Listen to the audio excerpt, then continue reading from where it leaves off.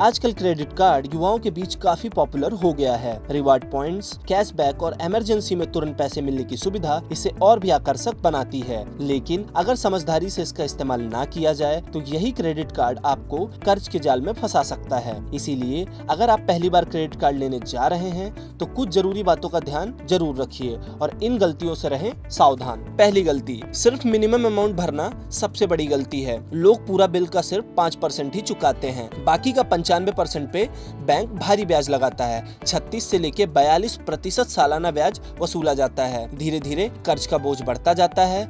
हमेशा पूरा बिल समय पर चुकाना बहुत जरूरी होता है। ड्यू डेट से पहले पेमेंट करना भी बेहद जरूरी होता है। बात करें दूसरी बड़ी गलती की तो पूरे क्रेडिट लिमिट को खर्च करना सबसे बड़ी गलती होती है। अगर आपके पास 1 लाख की लिमिट है तो लिमिट का पूरा खर्चा जरूरी नहीं है। सिर्फ 30% लिमिट का इस्तेमाल करना बेहतर माना जाता है। बार बार फुल लिमिट यूज करना आपके लिए नुकसानदायक हो सकता है। सिविल स्कोर पर इससे सीधा असर पड़ता है। बैंक आपको हाई रिस्क यूजर मानने लगता है। कम उपयोग रखें, स्कोर ज्यादा मजबूत बनेगा। तीसरी बड़ी गलती की बात करें तो क्रेडिट कार्ड से कैश निकालना। क्रेडिट कार्ड से कैश निकालना महंगा पड़ता है। एटीएम से पैसे निकालते ही ब्याज शुरू हो जाता है। साथ में भारी ट्रांजैक्शन फीस भी आपको देनी पड़ती है। क्रेडिट कार्ड से सिर्फ इमरजेंसी में ही कैश निकालना समझदारी हो सकती है। रिवॉर्ड पॉइंट्स के चक्कर में ज्यादा खर्च ना करें। कैशबैक के लिए फालतू खरीदारी से बचना चाहिए। छोटे फायदों के लिए बड़ा खर्चा नुकसानदायक साबित हो सकता है। हमेशा जरूरत के हिसाब से ही खर्च करें। सबसे जरूरी बात, बिल की ड्यू डेट कभी ना भूलें।